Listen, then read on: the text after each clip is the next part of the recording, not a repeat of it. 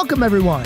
Yes, you're listening to the Scoreboard. Happy Wednesday to you. I almost forgot what day it was. No, today is Wednesday. It is hump day. One more sleep until the football playoff extravaganza begins. Thursday, Friday, Saturday, Sunday, and Monday. We talked a lot about this yesterday. We are going to have football playoff games every single one of those days, including college and the NFL. Now, we spent a lot of time on that yesterday, so probably not going to really get into it all that much today. But we'll see. We'll see what happens. I got a few things on the docket here that I would like to talk about. We're going to get into the high school women's basketball season. Now, I've been looking and following along with these programs, and it's kind of unfortunate. There are not many good teams. There aren't many decent teams in our area right now, and it's just, man, it hurts a little bit. But nonetheless,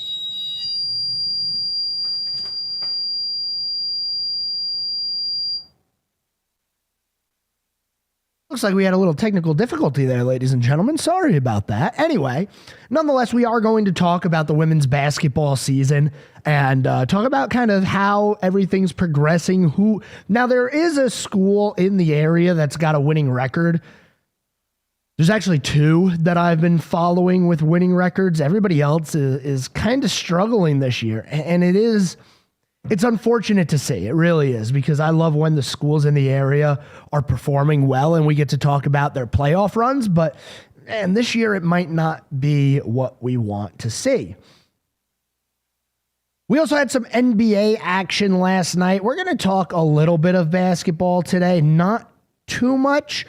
Just a quick standings update for you. The Hornets won, by the way. Again, yes, the Hornets finally won a game again. They are now 13th in the East. Yeah, not last and not next to last. They're next to last. I don't know if we're really considering that improvement or not. NHL action from last night. I don't know. I hope people are following along. Excuse me. I hope people are following along with Alex Ovechkin and the chase that he is on right now.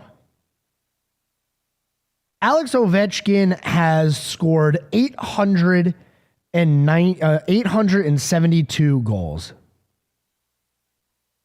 The all-time leader for goals in the NHL, you probably know, it's Wayne Gretzky.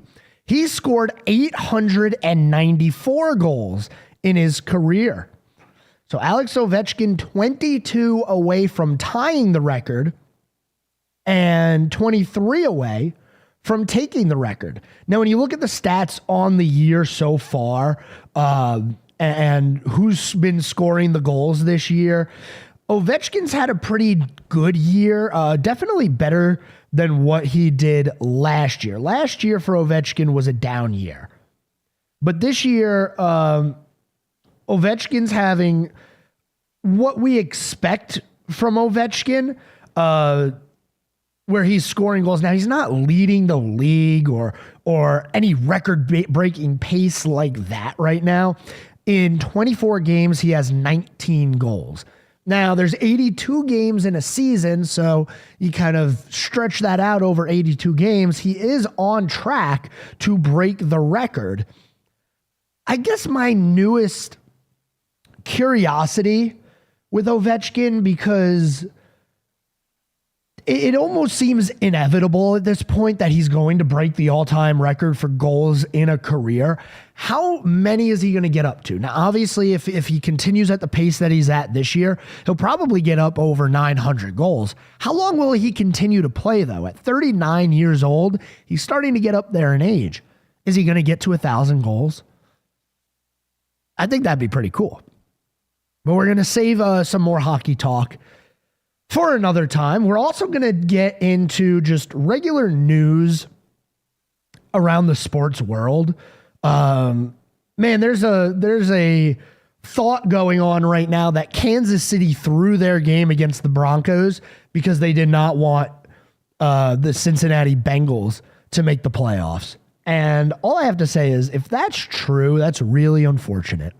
It is, because I would have loved to see the Bengals. Now, it makes sense for the Chiefs to do that. You don't want to play that team in the playoffs. You just don't. They're really good. The defense started to figure it out a little bit more. And Joe Burrow, if he had a winning record, Joe Burrow would be the MVP of the NFL this year.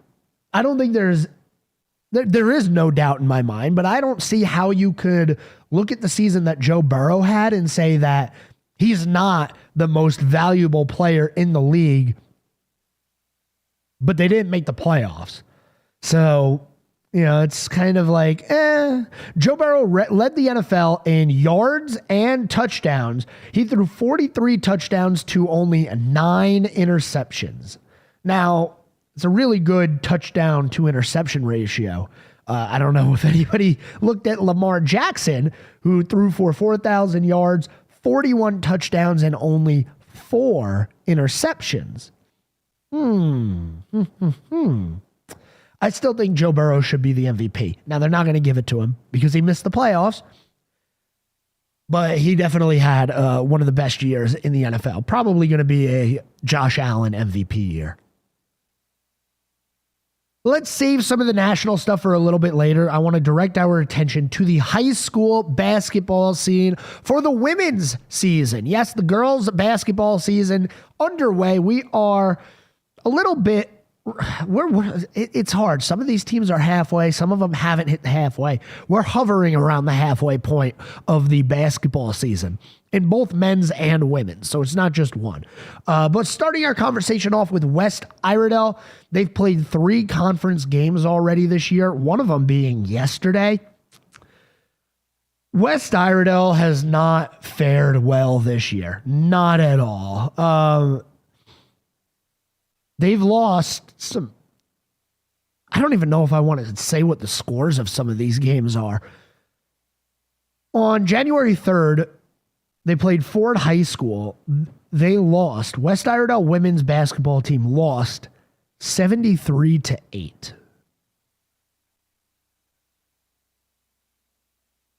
Yes, you heard me correctly. 73-8. Just wanted to let you guys linger with that one for a second. That's a really rough year. I'm not making fun of them or anything like that. It's just, it's hard to think about what they're going through over there on that team. Only scoring, and I mean, they've scored 9 in a game, 8 in a game, another 8, 10, 20. It's been a really rough season for West Iredell. I don't know if they'll turn it around this year, but we're going to continue to cover them. We're going to go to our first commercial break. When we come back, we're going to talk a little bit more of some of these women's high school basketball teams and let you know how they're faring, what the records are, who they're playing, and what the outlook is for the rest of the season. Don't go anywhere. We're back after this.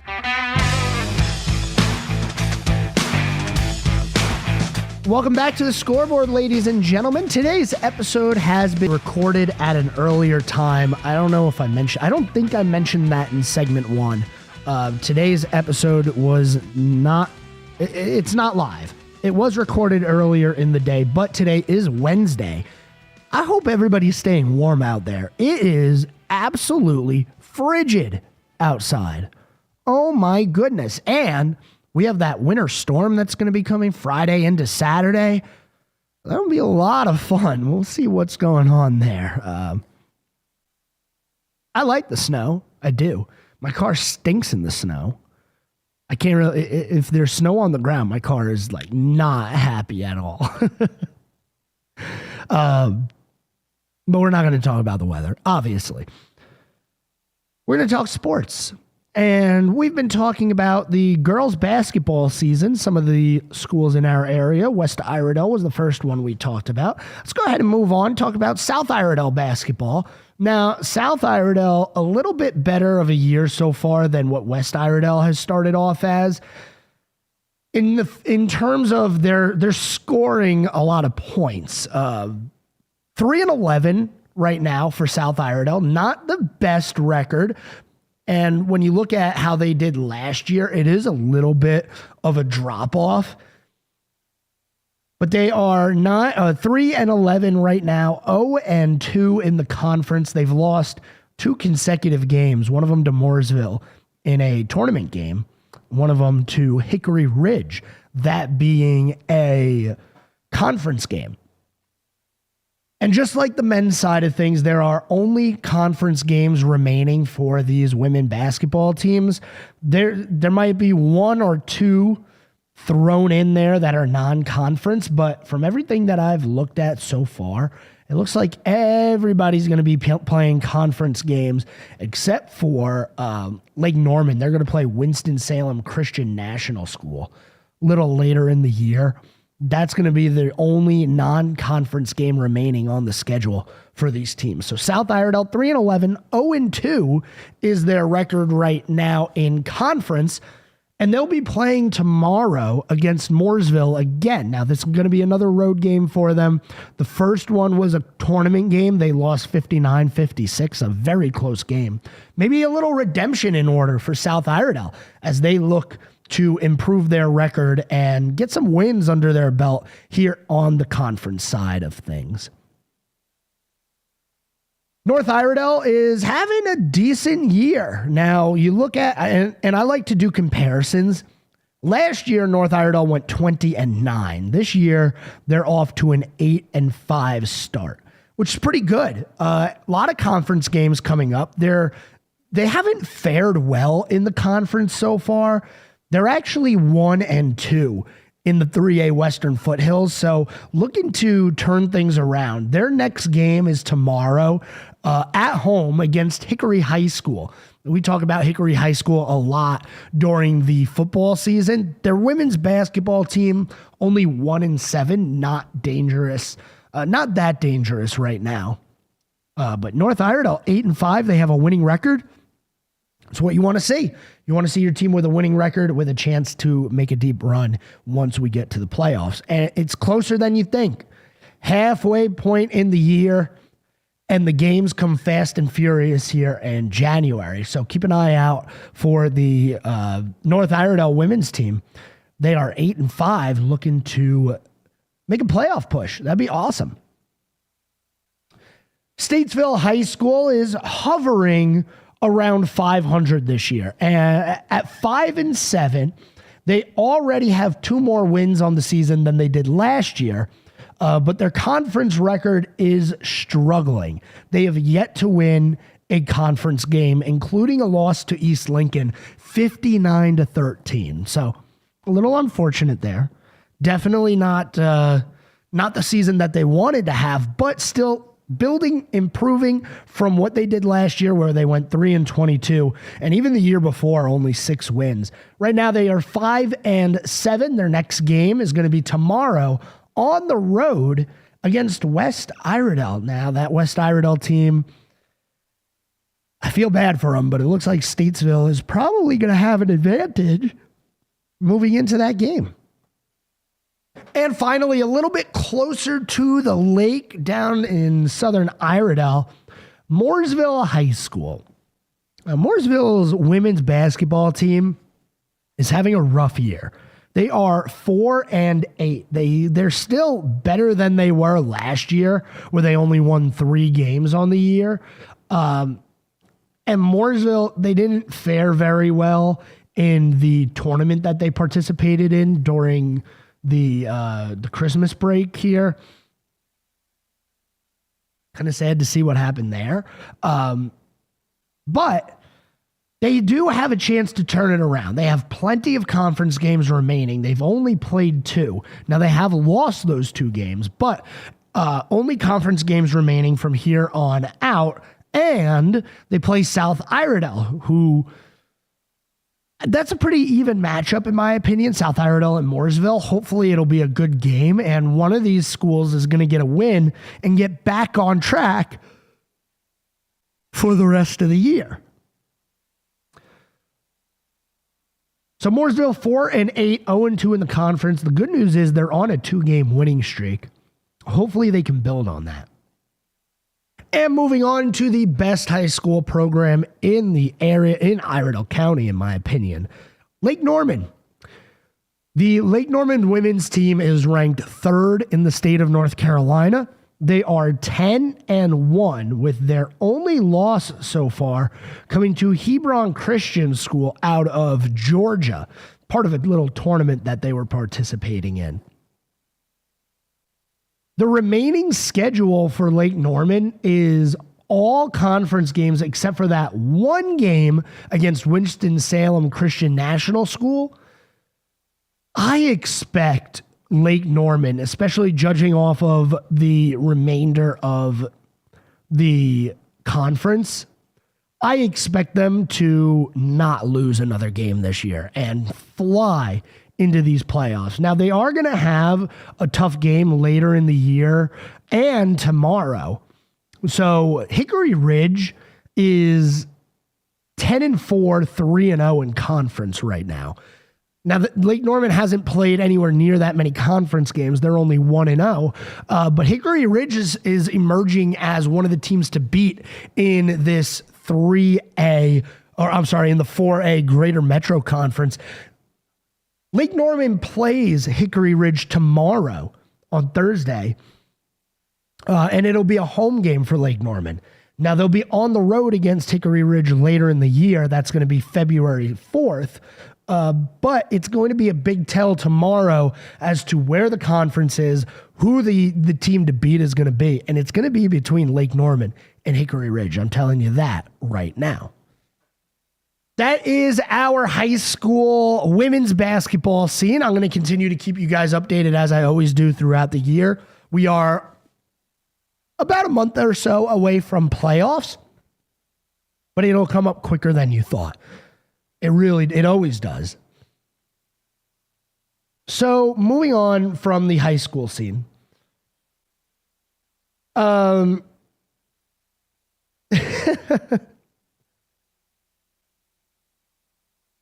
James Franklin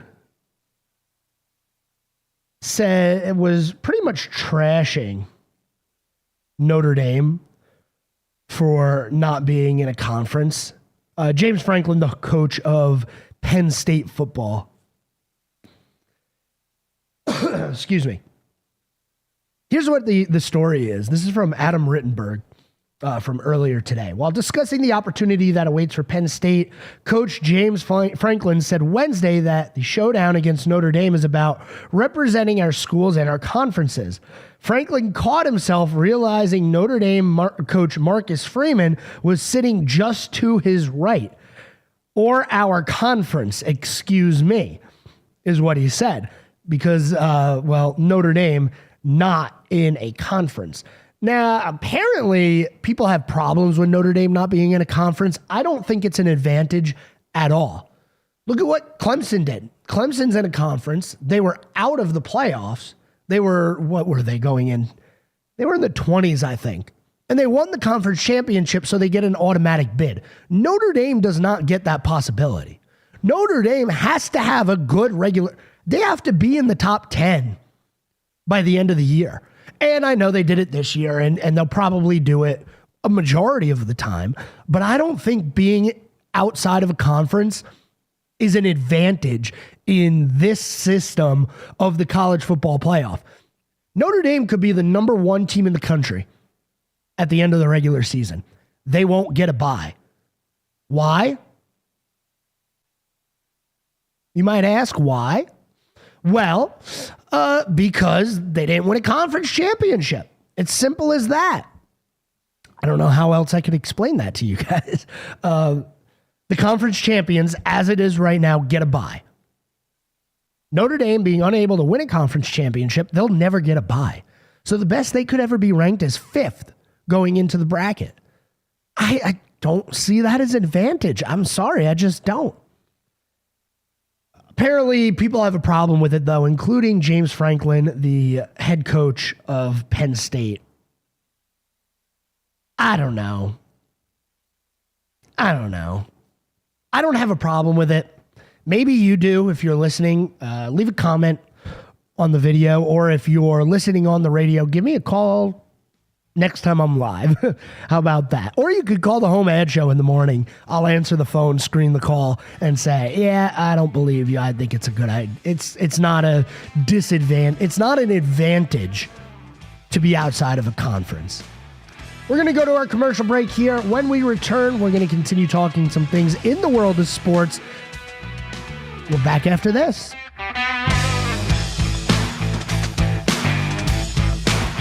And welcome back, ladies and gentlemen. We are back for segment number 3 here on the Scoreboard. A reminder to anybody listening, this episode was recorded earlier in the day, which means today is Wednesday. All the information is current, but there's always the chance that something happens in between now and 5 o'clock that I won't be able to talk about until tomorrow. So hopefully that does not happen. Some things in the news here. I don't know if we talked about Black Monday. We kind of did yesterday a little bit. We got on some of those schools. They're not schools. Some of the teams in the NFL that were firing their head coach. The Chicago Bears requested an interview with Dallas Cowboy head coach Mike McCarthy. Yeah, that's true. Well, the outcome of that, the Dallas Cowboys have officially denied permission to the Chicago Bears to interview Coach McCarthy. So I think this says a lot about the Cowboys and the direction that they're going to be going. There is so much speculation that Mike McCarthy was not going to be back as the Cowboys head coach this year. And I don't know if that would have been a good idea considering the injuries.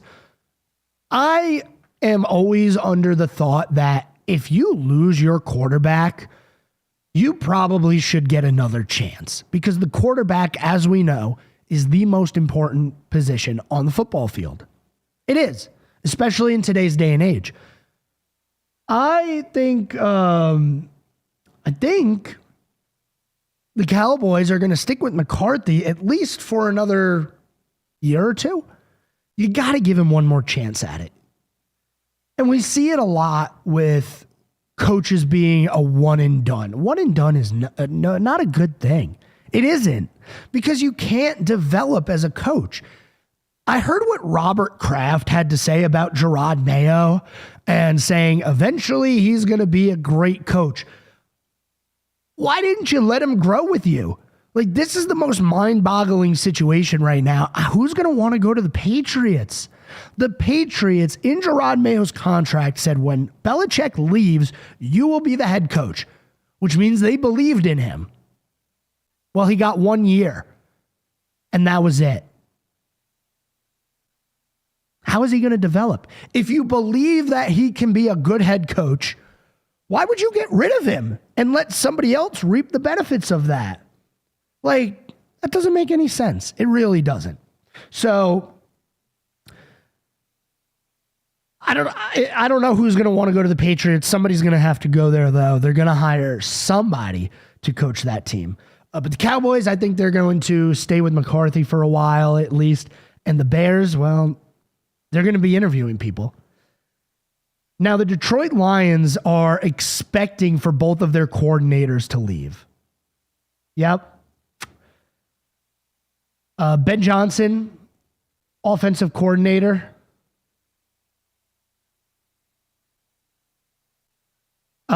He is going to be interviewing with quite a few people. And so is Aaron Glenn, the defensive coordinator for the Lions. So there's going to be a lot of shuffling, as always, in the NFL offseason, but we, the public, are probably going to be more worried about the playoffs, because the Panthers, for the first time in who knows how long, are going to retain their front office and their coach. Oh, my goodness, we did it. We made it. Nobody got fired at the end of the year. Oh my goodness, we have some consistency. And I think it's a good thing. Obviously, it's got to be a good thing if you don't fire your coach. So I think the general public is more going to be paying attention to the playoffs versus what's going on in the hiring cycle for the NFL. That's really the only NFL that I want to talk today. We still have a few days until the playoffs. Tomorrow, we have college football playoffs. Yeah. Remember, it's not over yet. Longest season in college football history. The Goodyear Cotton Bowl Classic will be on Friday between Texas and Ohio State. And the Capital One Orange Bowl will be between Penn State and Notre Dame. Did I say that correctly? The Cotton Bowl is Texas and Ohio State. The Orange Bowl is Penn State and Notre Dame. I think I said that correctly.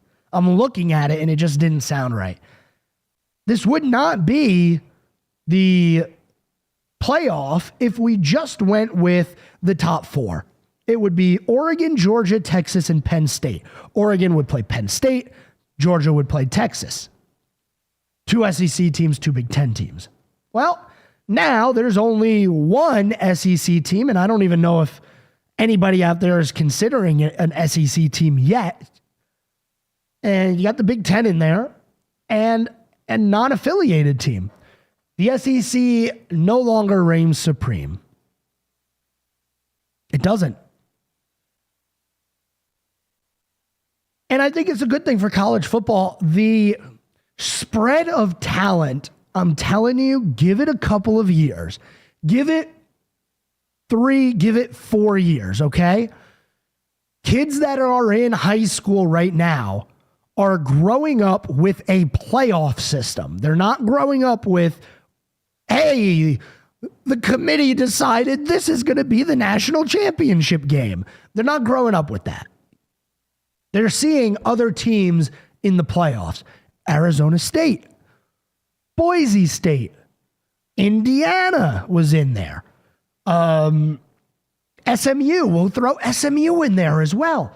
These kids are seeing other schools have success, which is only going to lead to more recruits wanting to go there. And I think that's going to spread the talent level out tremendously throughout college football. I'm telling you, give it a couple of years. Look at what year one produced. Not a single team that won a conference championship is in the semifinals. Not one. Which means whoever wins the national championship, they will have had to win 4 games. That is not an easy feat. Not even a little bit. Give it a couple of more years and the parity in college football is going to be much better than it's been over the past forever. So I'm excited. I really am. Thursday, tomorrow, 7:30, Penn State, Notre Dame for the Capital One Orange Bowl. And I'm going to continue my prediction. I'm not going to stray away from what I said earlier in the year. Excuse me. I got Notre Dame playing Texas. And I'm probably shortchanging Ohio State because of the narrative. But I think Texas is going to get it done. And I think Notre Dame is going to get it done. I would love to see Notre Dame win the national championship. I would. The last time they played for the national championship, it was, I believe, now you'll correct me if I'm wrong. I don't have this pulled up right in front of me. I believe it was the last BCS championship game before we went to a playoff system. I think. I might be wrong. Maybe it was the first playoff system that we did. I'm probably off on that. During the commercial break, I'll check. How's that? And they got blown out, Notre Dame did, by Alabama. Absolutely blown out. Well, now they're winning against top teams. I've never seen Notre Dame be successful in college football. I've only heard the lore behind the team. I've never seen them be successful. If you're my age, if you're younger than me, you haven't seen it. So I think it'd be cool to see Notre Dame win the national championship. I'm going to stick with that, not changing my pick. We're going to our final break of the day. Don't go anywhere. We're back after this.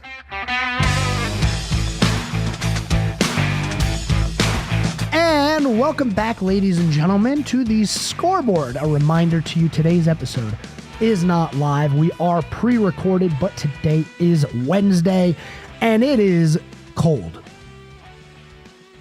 It is so cold. I can't wait for it to snow. I'm excited. Last segment, we were talking about the college football playoffs, the parity, and the way things have changed over the years. I was wrong. I was close, but I was wrong. Alabama beat Notre Dame in 2012. 2013 was the final BCS championship game. So, I'm sorry. I was close. But that was the last time we saw Notre Dame in a championship game. 2012. 13 years ago.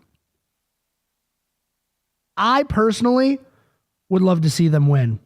And Notre Dame has not won the national championship since 1988. It has been quite a long time. Now, here's something you got to look at with the parity in college football. I'm going to give you all of the 4-team college football playoff national champions in order. Ohio State, Alabama, Clemson, LSU, Alabama, Georgia, Michigan. Not much parity. Not much at all. It's coming, though. I promise. The parity is coming. We're going to see teams that we didn't expect. You know, one of these days, the MAC is going to get a playoff bid. One of these days, you know, Conference USA is going to get a playoff bid because one of their teams is going to go, 11-1, 12-1, whatever it is, 13-1, whatever it is, and win the conference championship and get a bid. And then you're going to have kids say, who's that team? I like them. They're cool. They're in the playoffs. Oh my goodness, they just upset this team. It's going to happen. I promise you, you just have to give it time. And I know so many people are upset with the pageantry of college football and the history and tradition, and throw it out the window. Throw it out the window. It's not the same. It hasn't been the same for a decade now. It's just not the same. And we're going to get eventually to an NFL model. It's going to happen. So that's the college football scene for you, ladies and gentlemen. Tomorrow, Notre Dame and Penn State in the Capital One Orange Bowl. I can't wait to preview that one with you guys tomorrow. I hope everybody that has family out in Southern California is safe. There's a lot of stories about athletes' families having to be evacuated from their homes because of the wildfires that are in LA. I believe, LA Lakers coach JJ Redick said that members of his family were among those that were being forced to evacuate because of the fires that are in Southern California right now. Really unfortunate news, really scary video that's out there of these fires. I guess good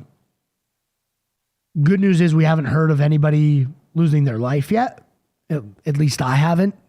You know, I may just be out of the loop, but I hope if you have somebody out in Southern California that you know that's part of your family, check in on them. The fires, the videos that I have seen of this fire is insane. It's just absolute devastation. And I believe it's still burning too. I don't want to talk about the sad stuff only. I want to get more into some things that are going on in the world of sports, including basketball. Quick update for you on the standings. Nothing's changed. Nothing has changed. Cleveland still 5 games up on Boston. Oklahoma City has now extended to a 6.5 game lead on Houston. The Oklahoma City Thunder are on a 15-game winning streak. You heard that correctly. 15-game winning streak. You also have Cleveland on a 10-game winning streak. Those are the two best teams in basketball right now. And when you look at the way they play, they look solid. They look like good basketball teams. You're having a lot of threes per game being taken, but they're making them as well. Now, we've talked about it before. Sorry about that. We've talked about it before with the three-pointers in the NBA and teams that are just shooting the three. The Celtics have now dipped under 53s attempted per game. Yep. You heard it correctly. The two teams, and I find this interesting because it doesn't really show much of a correlation, the 3 points attempted. The Celtics, the Bulls, the Hornets, the Warriors, and the Cavaliers are the top 5 teams in 3-pointers attempted per game. But when you look at the NBA standings, there's no correlation between attempting threes and where you are in the standings. The Celtics with the most attempted threes in the NBA this year, 27 and 10. The Bulls, who have the second most threes per game, are 17 and 19. Now, when we're talking about 3-pointers made per team, it also doesn't make sense. The Celtics have made 18 threes per game, just under 50% of their attempted, which is not good. Don't let anybody tell you that it's good. And the second most threes made per game are the Bulls, who we just talked about have a losing record. So maybe it's not the 3-pointer that's a problem this year. Maybe it's just the players. Maybe they're just not good. And I've brought this point up before. When you get all that money, man, what's the incentive to keep improving? What's the incentive? And I do question it. Here's something for you. The most 3-pointers attempted per game this year per player. Did you say Steph Curry? Nope. He is third. Did you say Jason Tatum? Nope. He's second. Victor Wembanyama at 7 feet has attempted 6'3", has attempted the 7th most 3-pointers per game. And the player that has attempted the most 3-pointers this season per game is none other than the Charlotte Hornets player, Brandon Miller, who has attempted 11 3-pointers per game. He makes about 4 per game. If you're following along, that's not a good percentage. It's not. Now, he does have the third most 3-pointers made per game. But when you're shooting it that much, I would hope eventually they go in. College basketball is also going on. I think tomorrow we'll get more into the college basketball scene. We spent a lot of time on high school. I want to get back into college. It is the new year. It's time to start paying attention. Playoffs are around the corner. Conference playoffs, conference championship tournaments, I guess. They're not really playoffs. They're conference tournaments. And then you have March Madness around the corner. It's January. We got February, and then it'll be March. I know, it's going to be crazy. Love it. Let's talk about some things that happened on this day in sports history. Why not? On this day in 2012, a legend was made. Tim Tebow. of the Denver Broncos took his team to the playoffs, to the AFC wild card, where they played the Pittsburgh Steelers. That game went into overtime, and on the first scrimmage play of overtime, Demaryius Thomas, who we lost recently, rest in peace, Demaryius Thomas, took it 80 yards for a touchdown, Tebowing.